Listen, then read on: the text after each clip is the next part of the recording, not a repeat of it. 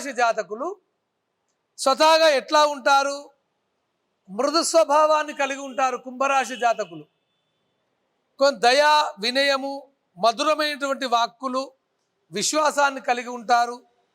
సామాన్యమైనటువంటి ప్రవర్తన కలిగి ఉంటారు.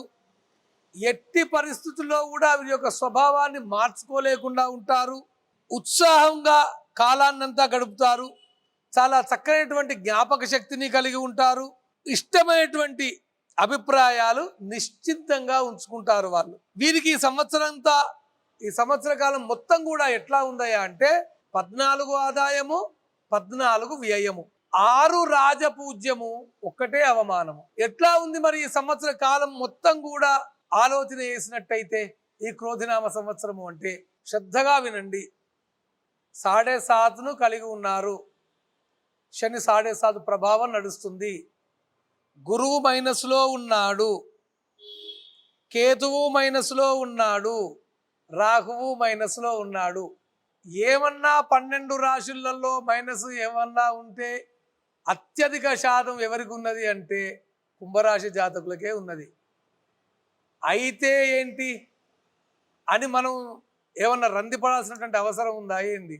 ఏమీ లేదు. ఇప్పుడు మనకు రోగము వస్తుంది, ఔషధములు ఉన్నాయి కదా. ఔషధ సేవతోటి రోగము ద్వారా మనం రోగాన్ని ఉపశమనము పొందినట్టు, గ్రహాలు బాగా లేకపోతే ఏంటి, అమ్మవారి పాదాలనే మనం ఆశ్రయించినాక కదా, అవి ఉంటే ఏం కాదు. మనము నైరాశ్యంలోనికి వెళ్ళటము ఏమీ అవసరం లేదు.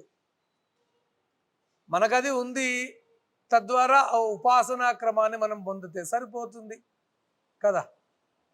దాని ద్వారా మనం సక్సెస్ రేషియోను ఎంత చేసుకోవచ్చో తెలుసా? 53% సక్సెస్ రేషియోను కుంభరాశి జాతకులు పొందుతున్నారు. ఎట్లా అంటే మేము ఫెయిల్ అవుతాము అని తెలిసి గట్టిగా చదివి ఉత్తమ శ్రేణిలో పాస్ కావటం అన్నట్టు మనకు తెలుస్తుంది కదా. ఇదంతా ఒక డైరీ అని చెప్పినాను నేను మొట్టమొదలే. ఈరోజు మీరు పంచాంగాన్ని వినటం మూలకంగా మనం రూపకల్పన చేసుకోవాలి. ఈ సంవత్సర కాలం పాటు నేను ఎట్లా ఉంటే సక్సెస్ను పొందుతాను. నాకు 4 గ్రహాలు బాగాలేకపోని నేను చెప్పేటువంటి ఉపాసన మార్గాన్ని దయచేసి చేయండి. తప్పకుండా దగ్గరలో ఉన్నటువంటి దేవాలయాన్ని రోజు వెళ్ళండి. అది ఆంజనేయ స్వామి దేవాలయమా, శివాలయమా, వెంకటేశ్వర స్వామి దేవాలయమా, అది ఏ ఆలయమైనా పర్వాలేదు, ప్రతిరోజు వెళ్ళండి. నవగ్రహాలకు ప్రదక్షిణ చేయండి. ఆ దేవాలయం ఉన్నటువంటి ప్రధానమైనటువంటి మూర్తిని ఆరాధన చేయండి. పూర్తిగా విశ్వాసం పెట్టండి. పూర్తి నమ్మకంతో దేవాలయానికి వెళ్ళండి. మీకు ఏమీ కాదు. శనికి ప్రతి శనివారం కూడా ఇంత తైలాభిషేకం చేయండి. ఇంతంత నువ్వుల నూనె తీసుకొని వెళ్ళి శనికి అభిషేకం చేయండి. ఓ 41 రోజుకు ఒకసారో, ఓ 2 నెలలకు ఒకసారో ఇంత శివునికి రుద్రాభిషేకం చేయండి. సంకష్టహర చతుర్థి రోజు ఉపవాస దీక్షతో ఉండండి. చంద్రుడికి రాత్రి నమస్కారం చేసుకొని భోజనం చేయండి. రాహు బాగా లేడు కదా, అమ్మవారి నవరాత్రులు వస్తున్నాయి, చక్కగా అమ్మవారి స్తోత్ర పారాయణ చేయండి, సరిపోతుంది. కేతు మైనస్లో ఉన్నాడు కదా, కేతు అష్టమ స్థానంలో ఉన్నాడు. కేతు అష్టమ స్థానంలో ఉంటే గణపతి ఉపాసన సరిపోతుంది. శని మైనస్లో ఉన్నాడు, శనికి తైలాభిషేకం చేస్తున్నారు, సరిపోతుంది. శంకరునికి రుద్రాభిషేకం చేస్తున్నారు, నెలకో 2 నెలలకు ఒకసారి సరిపోతుంది. రాహు మైనస్లో ఉన్నాడు, అమ్మవారి యొక్క స్తోత్రాలు పారాయణం చేయండి. ఏదన్నా ఒక పారాయణం చేయండి. ఒకటే పారాయణాన్ని కంటిన్యూస్లో చేయండి. మనం ఎట్లా అయితే ఒక పాలసీ చేస్తాం కదా, ఒక పాలసీ చేసినప్పుడు దాన్నే కంటిన్యూస్ చేస్తాము. ఈ పాలసీ ఒక 2-3 నెలలు, ఆ పాలసీ 2-3 నెలలు, అట్లా చేయం కదా. మనం ఏ పారాయణం అయితే చేస్తున్నామో దాన్ని పూర్తిగా చేయండి. అప్పుడే మనకు దాని యొక్క ప్రభావం కనిపిస్తుంది. ఏ దేవతనైతే ఉపాసన చేస్తున్నామో దాన్ని పూర్తిగా మనం నమ్మాలి. పూర్తిగా కంటిన్యూస్గా మనం చేస్తూ ఉంటే, కొన్ని రోజులు, కొన్ని నెలల పాటు చేస్తూ ఉంటే దాని ఫలితాన్ని మనం తొందరగా పొందడానికి అవకాశం ఉంటుంది. ఎక్కువగా ఫలితాన్ని పొందడానికి అవకాశం ఉంటుంది. గురువు బాగాలేడు. గురువు బాగాలేకపోతే ఏం చేయాలి?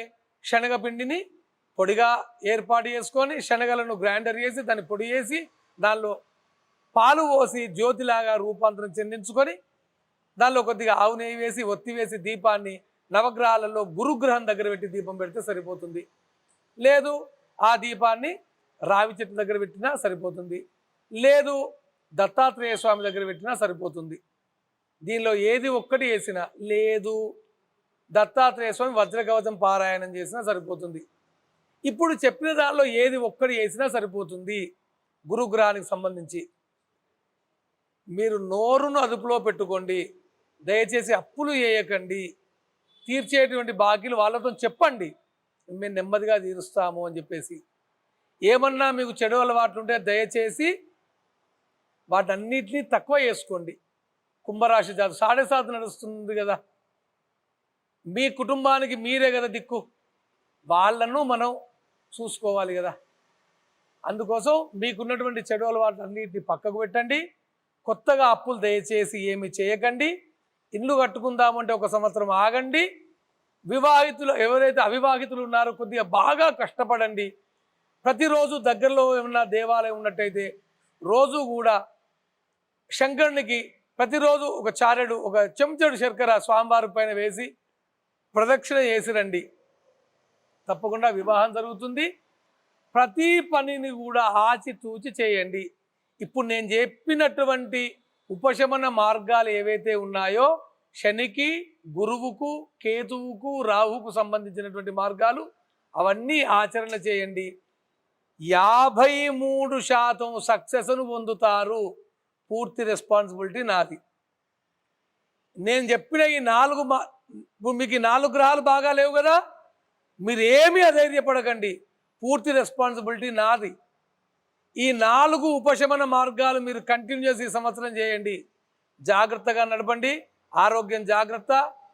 అప్పులు చేయకండి. గురువుకు, శనికి, రావుకు, కేతుకు సంబంధించినటువంటి ఉపాసనా క్రమాన్ని చేయండి. సక్సెస్ను పొందకపోతే ఆ పూర్తి రెస్పాన్సిబిలిటీ నాది.